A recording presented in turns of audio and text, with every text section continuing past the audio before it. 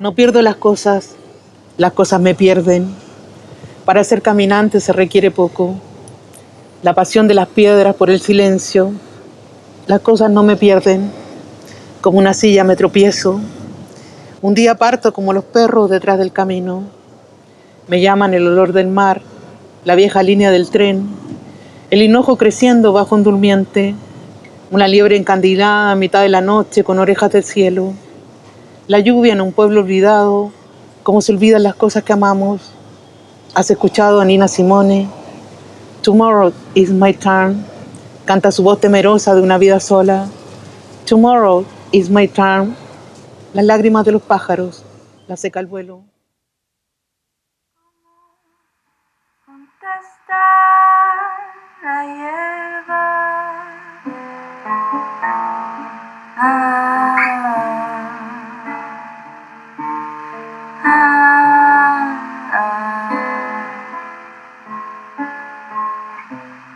Como salta un insecto al vacío. Comencé a escribir ese libro en realidad en 1984, que era plena dictadura. Creo el 84 fue uno de los años más duros. Estaba en la escuela de medicina, yo estudiaba venía recién saliendo del Liceo Gabriela Mistral, que también era un liceo muy político, ¿no? Era parte de los cordones de protestas estudiantiles junto con el Valentín Letelier, entonces teníamos un hostigamiento cotidiano de parte de la policía y bueno, de los agentes represores de la época. Bueno, y estaba Piedras Rodantes, fue un libro que salió después de muchos libros que lo antecedieron y que no existen. Hay uno que todavía guardo por ahí como un recuerdo de juventud inocente literaria, pero Piedras Rodantes fue un libro que trataba de oír un poco del discurso político de la época, ¿no? No es un libro que evidencie la dictadura, pero sí. No es un libro que hable sobre los problemas políticos de la época, pero sí hay una metáfora también al mundo de los escritores. Yo venía recién entrando desde la clase baja, desde la zona norte, y veía, ¿no?, todo este ego de guetos que para mí es bastante fantasioso porque nadie lee. Entonces, cuando yo entré en la literatura, yo decía, ¿a esta gente qué le pasa? O sea, nadie lee. Entonces, tengo dos cosas, ¿no? Por un lado, el mundo literario, que lo ficcioné con La cosa de los gatos, sobre el mundo felino. Vivía en esa época, como era joven, en una casa en Nueva Mata, en Independencia, que tenía como salida al techo. Y yo siempre he tenido mucha cosa con el cielo, ¿no? Yo necesito cielo. También fui como testigo de este otro gueto, ¿no? Del gueto de los techos de las casas, ¿no? De los gatos y todas esas cosas. Y ahí se armó un poco ese libro, huyendo un poco de la representación. En esa época era muy mal mirado el tipo de poesía que yo estaba escribiendo. Me acuerdo que una vez leímos con Eugenia Brito de la estación Mapocho y nos pifiaron a las dos. O sea, las masas nos pifiaron porque lo que ellos querían era iba a caer el Pinochet y el dictador y la cosa representacional de la que yo siempre he huido, ¿no? ¿Ese? ¿Qué son? ¿Son libros? Sí, son puros libros libros políticos. Políticos. ¿Encontrado Ho Chi Minh, Lenin, todo eso. Ho Chi Minh, Lenin. ¿Encontrado a dónde? ¿Dónde está encontrado? Où les avez-vous trouvés? Es difícil. Là, dans cet immeuble. Es difícil que esté frente. Disco de Fidel Castro también. Che Guevara, aquí también están todos quemados, sí. Tout ça est en train de brûler.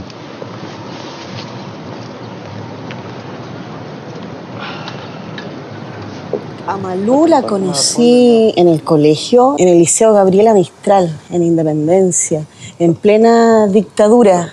Y bueno, el contexto era bien difícil, pues yo creo que se generaron complicidades cuando teníamos que hacer acciones políticas dentro del colegio y uno comienza a darse cuenta de quiénes son las personas que están en esa actividad y comenzamos a coincidir cuando hacíamos paro de actividades, nos teníamos que quedar en el patio, estaba la Malú, estaba yo y otras más. Y ahí el pánico que sentíamos de ser identificadas por las autoridades del colegio, pero nos mirábamos y decíamos, tenemos que estar aquí, tenemos que... Comienza una larga lucha de todos los sectores del país para recuperar sus libertades. El régimen de Pinochet desata la represión policial para contener a un pueblo decidido a terminar con la dictadura. La huelga general de universitarios sería el principio de un año repleto de movilizaciones contra el régimen militar del general Pinochet. Bueno, desde esa época que Malú escribía, yo me acuerdo que me decía, quiero comer berlines, no tengo plata, ya, voy a sentarme, y escribía poemas y cartas de amor para las compañeras, los vendían y con eso comprábamos cosas, comida, berlines, escribía cartas de amor para el resto de las compañeras. Yo creo que la poesía de ella, igual que la poesía de muchos escritores, ha pasado por etapas que están vinculadas a la historia de vida. Las personas van creciendo, van viviendo nuevas experiencias. Yo creo que en un inicio hay un compromiso que es político que está relacionado con la dictadura, y que es cuando yo la conocí. Hay una preocupación por lo que está pasando en el país, por los detenidos desaparecidos, una constante, por el peligro, ¿no es cierto?, que se vivía de que cualquier persona podía desaparecer y morir, ¿no? Hay muchos amigos que desaparecieron. Pero al mismo tiempo hay algo como de esperanza, de alegría, muy íntimo en su poesía de esa época, de sobrevivencia, ¿no? La relación con la permanencia en la vida, con el sentido de la vida, con los afectos, con la fidelidad. Malú es una mujer tremendamente fiel a sus afectos, es honesta también y transparente, no tiene dobles lecturas, no tiene dobles caras. Ella es así y lo dice. Y en su poesía también es así, es honesta, es transparente. Que las personas tenemos la suerte de encontrarnos con algunas otras personas en el camino. Y por supuesto, las personas entablamos amistades, complicidades y afectos con algunas de todas esas personas que vemos. Y eso es un regalo de la vida. Conocer gente valiosa que te acompañen a lo largo de tus días, que permanezcan durante años leales, que piensen como tú, que miren la vida como tú, y que te den energía, te den alegría, es un regalo. Y yo pienso que la Malú ha sido un regalo en mi vida. El instante. Porque un instante que me ha abandonado hace más de un par de décadas, la hallé en el país del horror, abierta como flor del aire, y le hice mi hogar bajo mis pies, mi puente sobre el abismo, mi parnaso sin sentido, mi luz, mi lorquiana luna, mi hernandiana pasión, mi amante, mi roca de Leucade, mi brazo doblado a la vida, mi escupir al cielo, mi ojo nómade, mi pena, mi risa, mi brindis, mis ladridos a los astros nadando en el vacío, mis vueltas en círculos, mi morderme la cola, mi arrepentimiento, mi culpa, mi acierto, mi lápiz de arena, mi paraíso recobrado, mi cementerio, mis pulgas, mis tres esquinas, mi sombra, mi valle, mi camino, mis dedales de oro, mi silencio sauce, mi danza de álamos, mis zapatos sin tacos, mi grillo cojo, mi mariposa manca, mis pedregosos años, mi catarata, mis olas, mi espuma, mi bote náufrago, mi pez salado. Bueno, la poesía viene desde la música, ¿no? La poesía tiene una música por un lado y cuando comenzó la poesía era oral, se cantaba, entonces no está tan lejos la poesía del rock en ese sentido y jóvenes hayan tomado el poder me parece pertinente. Este es un país que siempre ha denostado a la juventud, ha maltratado a la juventud, hay una envidia a la juventud transversal, de izquierda a derecha, un ninguneo de la gente joven y me parece que es maravilloso. Esto que está pasando, el lugar donde estamos, desde gente joven.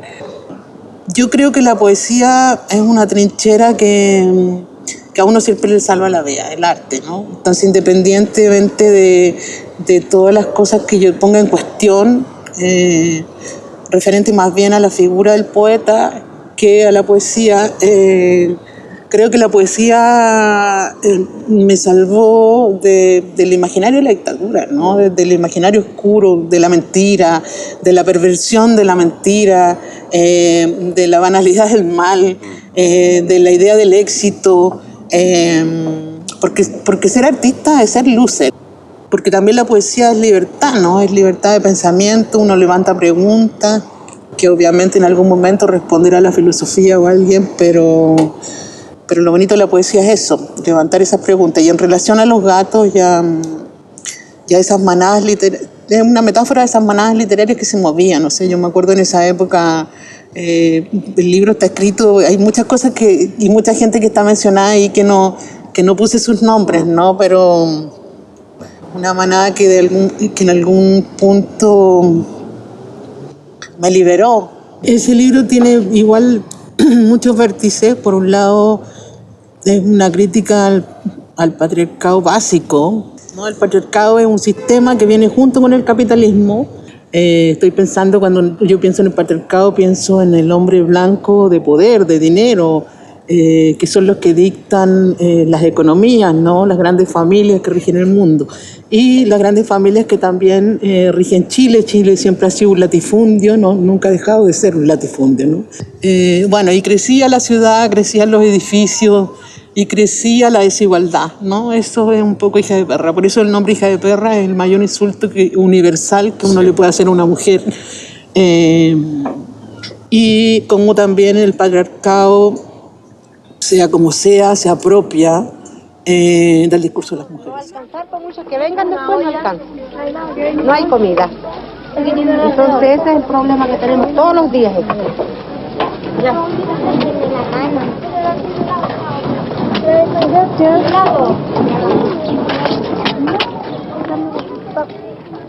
Había como dos grupos muy definidos en esos años, en los 90, ¿no? Había un tipo de poesía más refinada, si tú quieres, que se hacía en las academias, y un tipo de poesía más silvestre, más salvaje, ¿no? Más callejera y todo. Y a mí me llamó la atención porque aparentemente Malú era como del segundo grupo, pero al mismo tiempo vos veías que había en ella una referencialidad increíble. O sea, yo cuando vi la referencia a Los Redondos y a Roland Barthes, entonces vos decías, bueno, esa combinación y todo te daba cuenta de alguien que estaba haciendo una poesía que era fuerte, contestataria, que se alejaba un poco, ¿no?, de la cosa de los artificios poéticos, mucho del tipo de poesía lingüística o puramente lingüística, que también en esos años campeaba.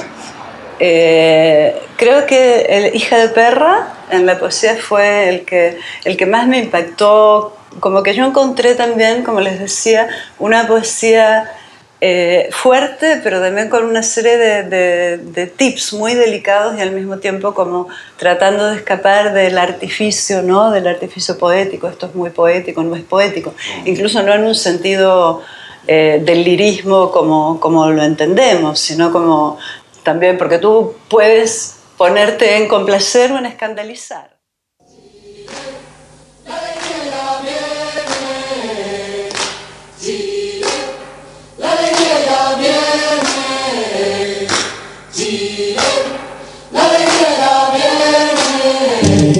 ¿Por qué?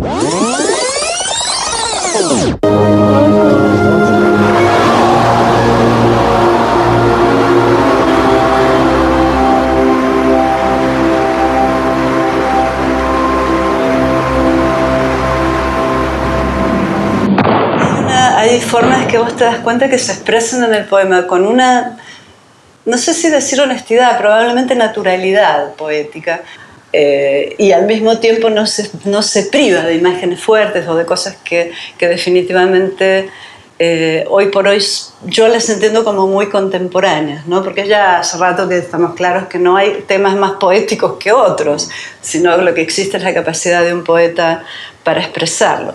Bueno, a mí me parece hasta Cadáver Exquisito, ¿no? Que es el último libro de poemas que lo que veo claramente es una consecuencia, pero al mismo tiempo una forma en que se gira y se avanza al mismo tiempo, ¿no? Su poesía es comprometida, es delicada y fuerte al mismo tiempo, cosa que a veces es muy difícil de conseguir. Trasciende la anécdota personal, la poesía de Malú me habla. Y yo siempre digo, y creo que Malú es un ejemplo en esto, que no solamente hay que ser poeta o llamarse a sí mismo poeta, sino que hay que vivir poéticamente. La vida como forma poética, una forma también de poner el ojo frente a las cosas, ¿no?, que pasan, que de alguna manera transmuta después en texto o en escritura. Pero ese es un segundo paso. Alguien le abrió la puerta a la muerte, no lo soñé. Un pez saltó las perlas de la noche, conmovió los picaportes, alarmó el alma de las cortinas, entristeció los vidrios, lavó el ego de las estatuas, las pisadas sin rumbo, las que nunca retornaron, la llave que fue a dar al alcantarillado, las camisas que no usaste, los zapatos, los esmaltes, los cepillos de dientes, los cuadernos, las telarañas que vibran en la espalda de los azulejos, los calefactores, las tazas. No habías acariciado una taza tanto tiempo, ni el mar fue tan imprescindible, ni un árbol tan inmerecido, ni un encierro tan impensado. Mientras te quejas frente a los pájaros de D.H. Lawrence, en las puertas entumecidas toman el sol los que han dormido en la calle. En las filas de inmigrantes nadie te ha visto pasar. Creo que vi una golondrina, pero no el mar. Las angostas callejuelas.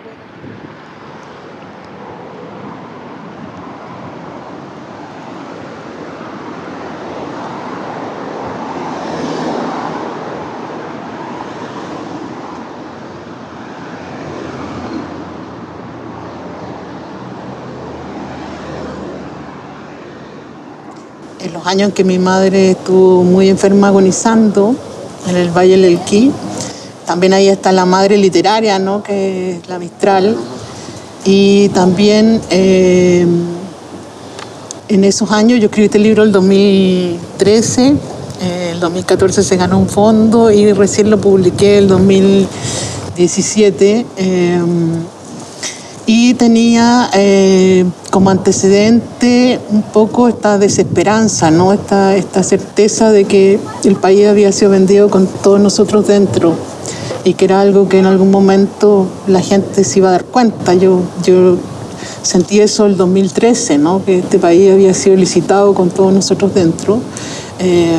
Y eso fue importante, pero lo principal de Cadáver Exquisito era como volver un poco en un punto a piedras rodantes, como volver a escribir poesía y no prosa poética, aunque igual hay un texto de prosa poética en el medio, ¿no?, que es la pregunta de qué es la poesía, que también la poesía para mí se sostiene un poco en la figura de la madre, en el sentido de lo que decía Diótima, ¿no?, de que la poesía, más que ser o esperar por ese momento de creación, que es más patriarcal, porque la creación implica un Dios, hombre, ¿no? Diótima pensaba en el momento de emanación. Y creo que eso también acontece con la llegada de los seres humanos.